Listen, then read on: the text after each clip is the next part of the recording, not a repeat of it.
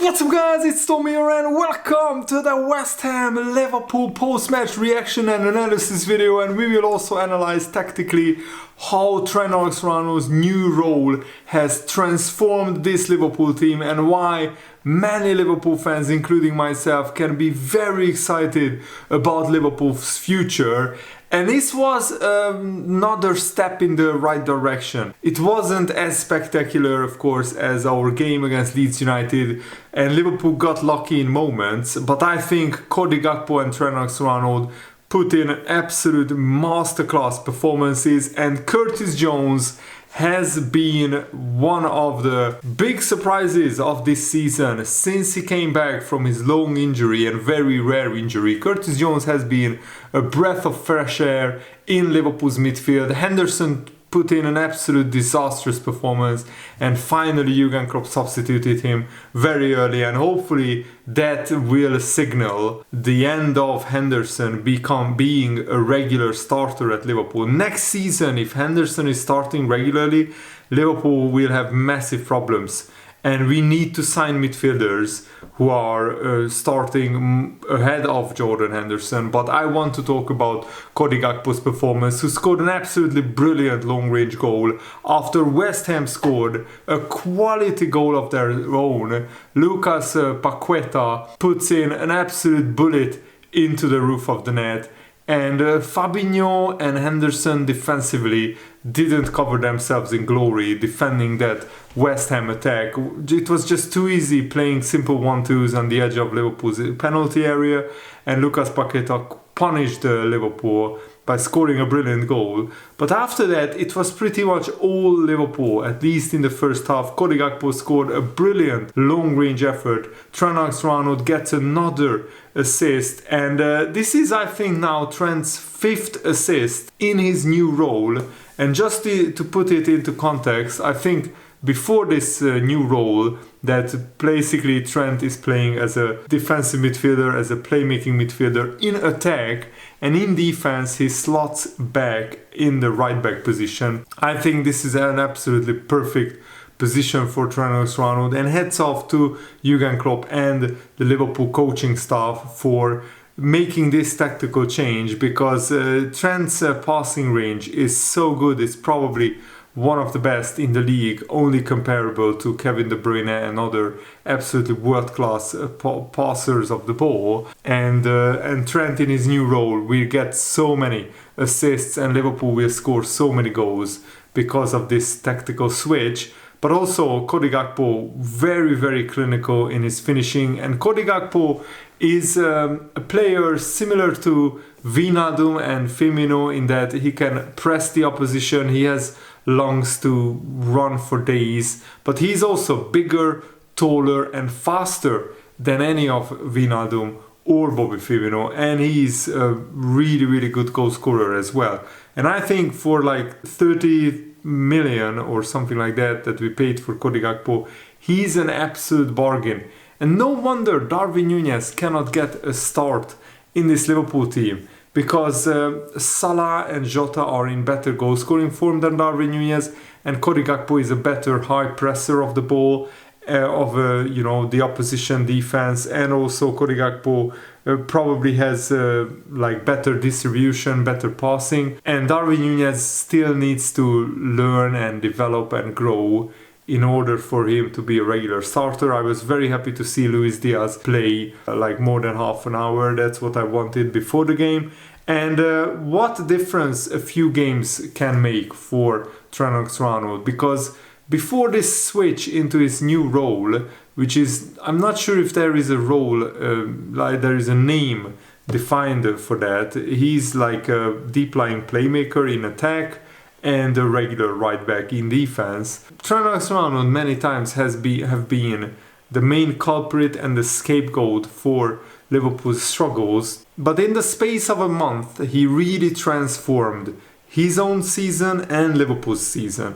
And it's very unlikely that Liverpool will win their last 6 games. But now Liverpool have 3 wins in a row, 2 wins in a row away from home, something that we haven't done all season long. And just to put that into context, Liverpool had 3 wins from 15 away games. And then we go and win 2 games in a row away from home. Yes, it's against Leeds United and West Ham, but West Ham have been on a really, really good run, and they scored 4 goals in the Conference League to qualify for the semi-final. They beat Bournemouth 4-0 away from home. So this was a really tough game coming in, and actually West Ham started the second half brilliantly, and Jared Bowen scored a magnificent goal. Van Dijk didn't defend that well at all, but thankfully Bowen was just a fraction offside, so VAR saved Liverpool.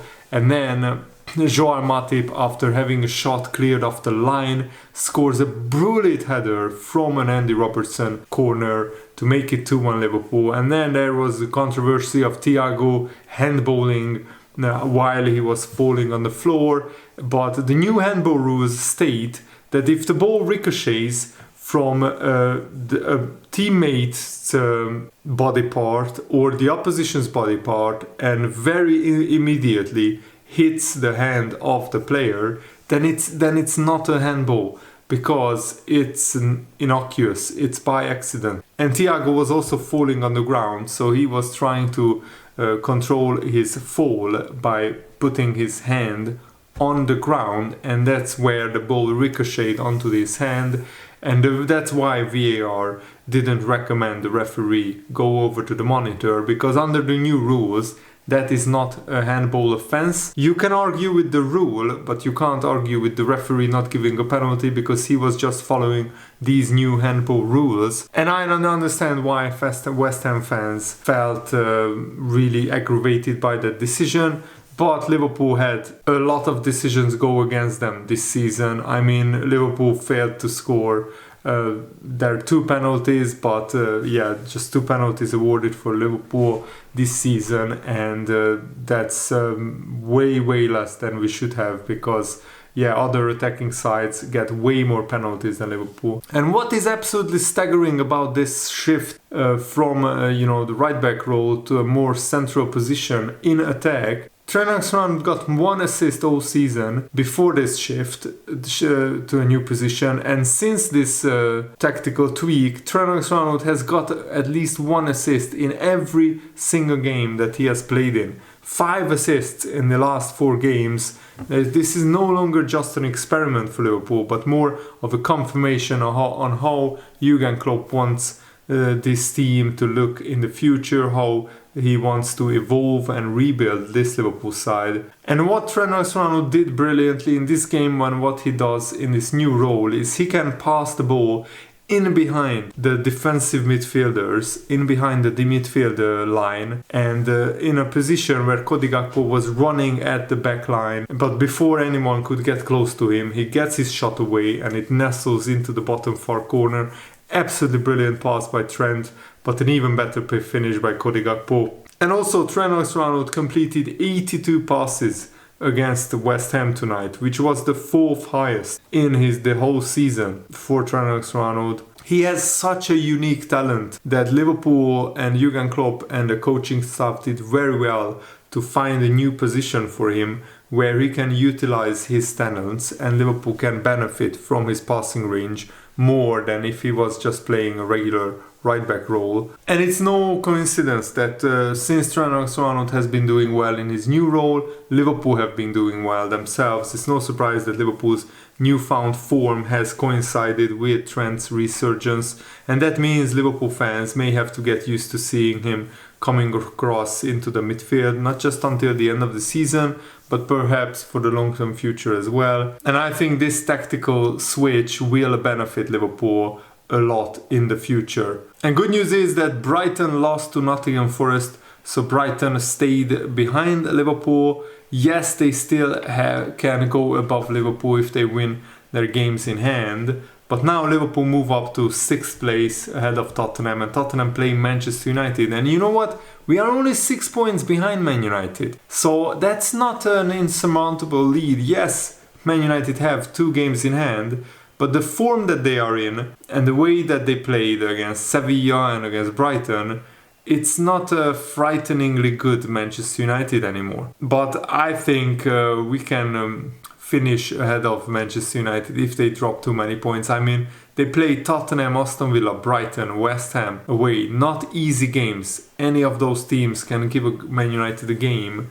And after that, they play Wolves, Bournemouth, Chelsea and Fulham. Those teams will be probably easier for Man United, but Liverpool still can finish in the top 4, but it's a very outside chance. My main hope is that Liverpool will finish in either 5th or 6th place and qualify for the Europa League. That would be a really, really good competition to play in as well, especially because Jurgen Klopp haven't won the Europa League yet, and also Liverpool haven't won the Europa League in a long, long time, for 22 years now. Of course, we haven't been in that competition very much. Also, congratulations to Man City for winning their 5th Premier League title in 6 seasons.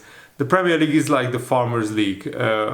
It's worse than the French League, because Man City haven't been punished for cheating financial fair play rules, and it's just, they are so dominant. They are so far away the best team in the league that it's actually a joke. Arsenal threw away the title, dropping 9 points from a possible 12 in their last 4 games. That's pretty embarrassing. But frankly, Man City are the best team in England, and they have been for quite a while. And it's a miracle that Liverpool got so close to Man City so many times. And it's, testament to Jurgen Klopp and this Liverpool team that we got 99 points and won the title. We got to 97 points. We should have won the title again. We got to 92 points and should have won the title for the 3rd time. But twice out of those 3 seasons, Man City just got 1 more point than us. Arsenal still has a long way to go until they can match those Liverpool sides and consistently, so next season will be very interesting. Also, congratulations to Sheffield United for getting promoted alongside Burnley to the Premier League. They are a decent club, so I'm happy to see them back in the Premier League next season. And thanks for watching, guys. Hope you enjoyed this. Have a nice day. See you later, guys. Goodbye.